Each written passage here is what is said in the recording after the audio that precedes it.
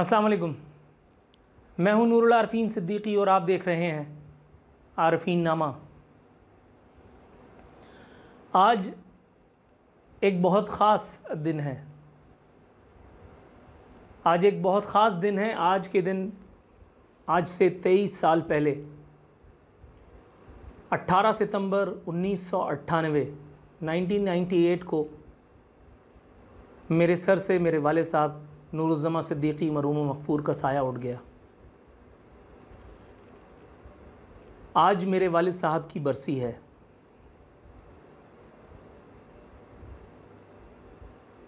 उसूली तौर पर आज मुझे प्रोग्राम भी नहीं करना था, कोई और दीगर कमिटमेंट्स भी आज के रोज़ तो मैं नहीं किया करता हूँ, लेकिन आज मैंने सोचा कि मैं आपसे इस हवाले से कुछ गुफ्तगू करूं। ये वो दिन है जिस रोज़ खुर्रम नूरुल आरफीन सिद्दीकी बन गया। मेरे वालिद साहब मरहूम मग़फ़ूर मेरी वो क़ुव्वत, मेरी वो इंस्पिरेशन थे जिनसे मेरे ताल्लुक़ात वैसे ही थे जैसे उमूमी तौर पे एक बाप और एक बेटे के दरमियान हुआ करते हैं।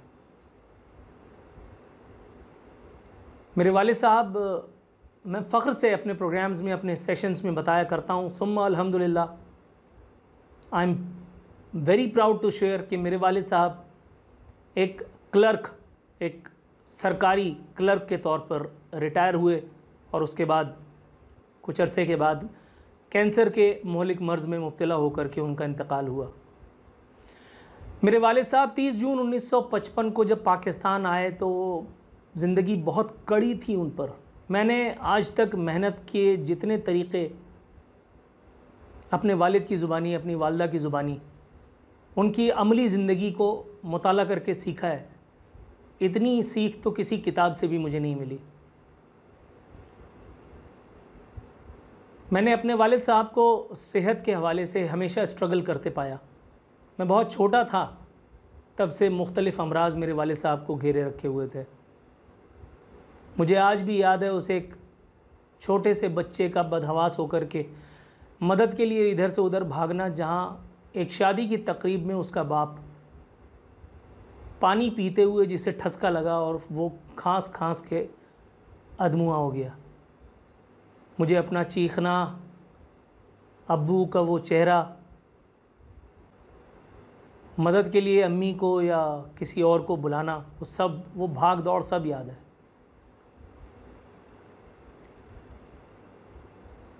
बड़ी अजीब सी बात है, मेरे वालिद साहब मुझे हमेशा टोका करते थे, बल्कि लिटरली जो हमारी ज़ुबान में कहते हैं गलियाया करते थे, डांटा करते थे। मैं उनके कपड़ों को जो वो ऑफिस से आने के बाद उतारते थे, मैं उनको, जब वो अलगनी पे या उनकी खूंटी पे टंगे होते थे तो मैं वो सूंघता था। मुझे उसमें अपने बाप की एक अजीब सी महक आती थी जिसे मैं डिस्क्राइब नहीं कर सकता। मेरे वालिद साहब मुझे टोकते थे, डांटते थे, लेकिन उस कपड़ों में से मुझे अपने वालिद की महक आती थी। मैं 6ठी या 7वीं क्लास में था। एक रोज़ जब मैं उठा और मैंने स्टोर रूम का दरवाज़ा बंद करके और अब्बू के कपड़ों को सूंघना शुरू किया तो अचानक मुझ पर एक कैफियत तारी हुई और मैं रोने लगा। मैं ज़ारो क़तार रोने लगा। एक रात पहले अब्बू मेरी वालदा से गुफ्तगू कर रहे थे, मैं और मेरी बहन बैठे हुए सुन रहे थे। अब्बू कह रहे थे कि यार, अब्बा के सामने अगर हमारी शादी हो गई होती तो अब्बा हमारे बच्चों को देख लेते, कम से कम दिल में ये हसरत ना होती, ना उनके ना मेरे। वो एक रात पहले की गुफ्तगू मेरे ध्यान में आई और मुझे किसी ने मेरे कान में कहा कि मेरे अब्बू भी ये खुशी देखे बगैर दुनिया से चले जाएंगे। मैं ज़ारो क़तार अब्बू के कपड़ों से लिपट के रोता रहा। बहुत देर हुई, बाहर आया, मुँह हाथ धोया और चुप करके स्कूल चला गया। 6ठी जमात में ये मामला हुआ। कातिब तकदीर ने इस एक बात को दुरुस्त साबित कर दिखाया। इंटरमीडिएट किया मैंने, इंटरमीडिएट किया अब्बू बीमार गाहे बगाहे होने लगे थे, ज़्यादा बीमार, कैंसर का मर्ज़ डायग्नोस हुआ। मुझे आज भी याद है कि जब डॉक्टर ने वो रिपोर्ट मुझे पढ़ करके सुनाई मेरे वालिद साहब की, उसमें उन्होंने बताया कि मेरे वालिद को कैंसर का मर्ज़ लाक हुआ है। ये मैं जानता हूँ और मेरा खुदा जानता है कि उस वक्त मुझ पर क्या बीती थी। सदर से अपने घर आने तक मैं कितनी बार मरा मुझे याद नहीं। अब्बू के सामने ये अदाकारी करना कि जैसे सब कुछ नॉर्मल है, और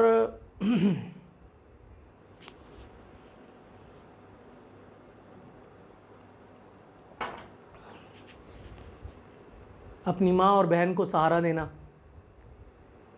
बहुत बहुत बहुत ही ज़्यादा मुश्किल था। बल्कि सही कहूँ तो मुश्किल भी वो लफ्ज़ नहीं जो मैं बयान कर सकूँ। रात गए, जब अब्बू सोने के लिए चले गए तो मैंने अम्मी और अपनी सिस्टर को एक कमरे में जमा करके और फिर मैंने उन दोनों को ये बताया। दोनों भौंचक कर रह गए और हम तीनों एक दूसरे से गले लग करके खूब रोए। और हमने फ़ैसला किया कि हमने अब्बू को बिल्कुल इस बात की ख़बर नहीं होने देनी। ऐसा ही हुआ, हमने अब्बू को ये ख़बर तो नहीं होने दी। उसके बाद फिर मैं था, मेरी वालदा थी, मेरी बहन थी, मेरे वालिद साहब की बीमारी थी और हमारी ज़िंदगी थी। होते होते मेरे वालिद साहब बिस्तरे मर्ग पर आ गए। अल्लाह रब्बुल इज़्ज़त का शुक्र है, सुम्मा अल्हम्दुलिल्लाह। अल्लाह रब्बुल इज़्ज़त ने मेरे वालिद को उनके किसी नेक अमल का सिला शायद दिया, या अल्लाह ताला ने उनके वालिद की दुआ उनके हक़ में कबूल की, वो अल्लाह ही जानता है। मेरे वालिद साहब हमारे हाथों पर गए, हाथों पर। मुझे याद नहीं मेरे वालिद साहब बिस्तर पे थे तो मेरी माँ को एक लम्हे में करार आया हो।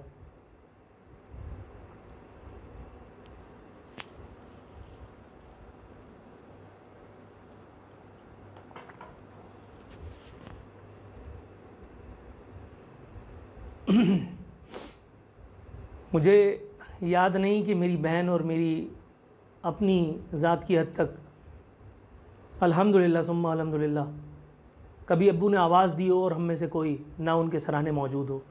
देर रात अब्बू को नींद आया करती थी।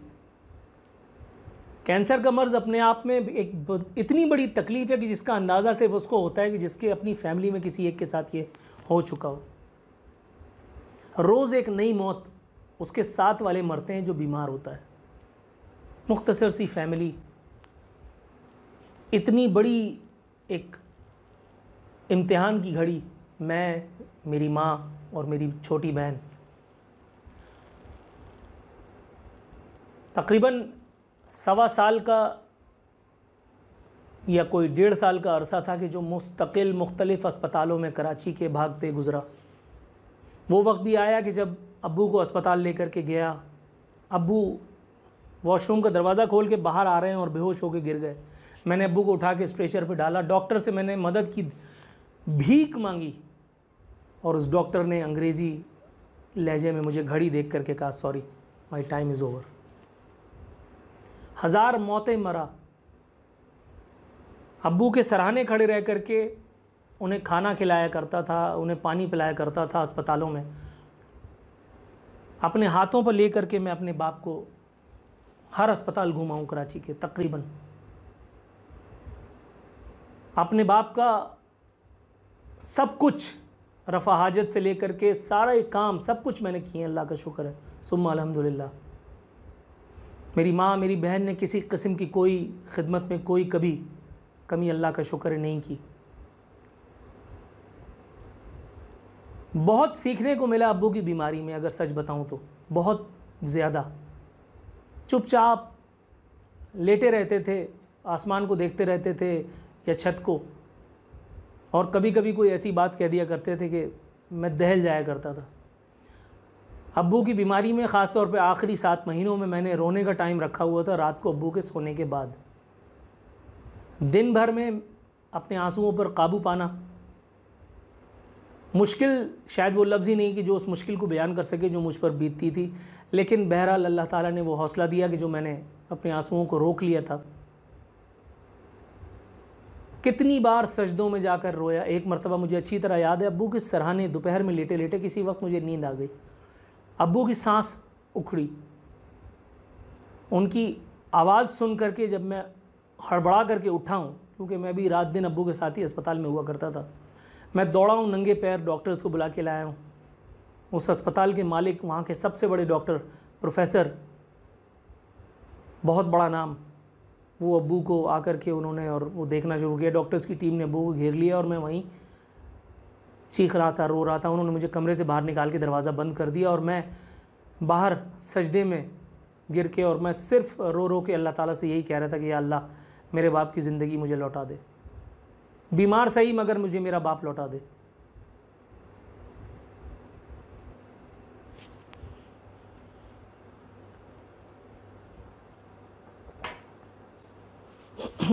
मौत और ज़िंदगी की ये कशमकश भला कब तक चलनी थी। होते होते मर्ज़ इतना बढ़ा कि डॉक्टर्स ने माजरत कर ली। उस एक आलम में कि जब लोग अपने मरीज़ों को अस्पताल ले जाते हैं, मैं और मेरी वालदा ने देख लिया, मौत की आहट को महसूस किया, और उन्होंने मुझे हुक्म दिया और बज़ोर क़ुव्वत उन्होंने इस हुक्म को मनवाया। मेरे एक कज़न के ज़रिए एम्बुलेंस बुलवाई गई और हम अब्बू को लेकर के और घर, अब्बू मुसलसल यही कह रहे थे कि मुझे मेरी बहन के पास, मेरी छोटी बहन के पास ले चलो, मुझे उसको देखना है। एम्बुलेंस आई, अब्बू के साथ हम लोग घर आए। अब्बू बिस्तर पे लेटे हुए मेरी बहन के हाथ से और चावल खा रहे थे, खाना रात का तकरीबन 11 सवा 11:20 का टाइम था, यस नहीं 10 का टाइम था, 10 बजे का। अचानक अब्बू की तबीयत इंतहाई ख़राब हुई। अम्मी ने भांप लिया, अम्मी ने ज़ोर से मुझे कहा कि जाओ जल्दी से आब ज़मज़म लाओ। मैं भागा, आब ज़मज़म लाया, अब्बू के मुंह में डाला, लेकिन वो सारा आब ज़मज़म बाहर आ चुका था। मेरी बहन ने अब्बू की आंखों को ऊपर जाते देखा। एक ज़माने तक वो बेचारी डरी रही। मैं अब्बू को लेकर के अस्पताल भागा।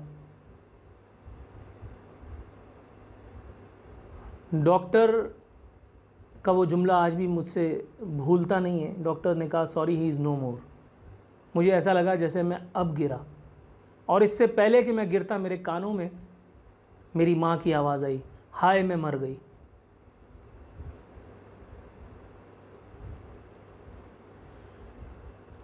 मैं फिर गिर नहीं सका, मैंने गिरने का इरादा मौकूफ़ कर दिया। फिर मुझे याद आया कि अब मैं बड़ा हूँ। बस पर उस दिन से मैं बड़ा हो गया, उस दिन से फिर मैं बड़ा हो गया। रोया नहीं घर वालों के सामने, जाहिर है कि उनके साथ बड़े मामलात थे। अम्मी इद्दत में थी, छोटी बहन थी, उनके सामने मैं मर्दजात क्या रोता। एक हफ़्ते के बाद अब्बू की एक तस्वीर फ्रेम कराई, उस पर एक शेर मैंने लिखवाया था, मुझे अच्छी तरह याद है, आज भी वो तस्वीर मेरे पास है। खुशबू के जज़ीरों से सितारों की हुदूद तक, इस शहर में सब कुछ है, बस एक तेरी कमी है।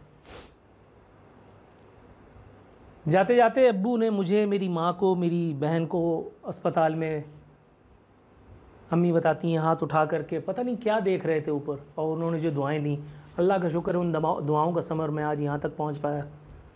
मेरी वालदा को अम्मी ने हयात, अब्बू ने, अल्लाह रब्बुल इज़्ज़त ने अल्हम्दुलिल्लाह सुम्मा अल्हम्दुलिल्लाह अपने हबीब के सदक़े हयाती दी, सुम्मा अल्हम्दुलिल्लाह ज़िंदगी यहाँ तक लाई। अम्मी को वो तमाम खुशियाँ देखना नसीब हुई जो अब्बू ना देख पाए थे।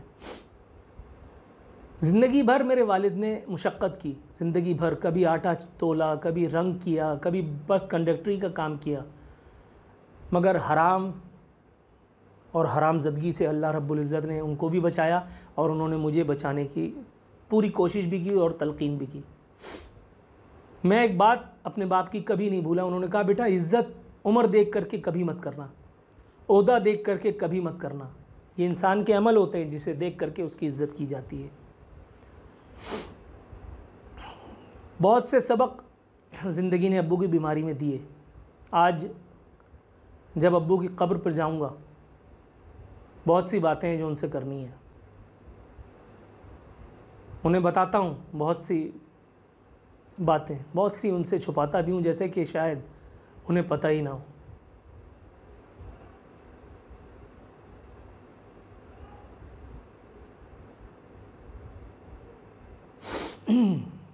मौत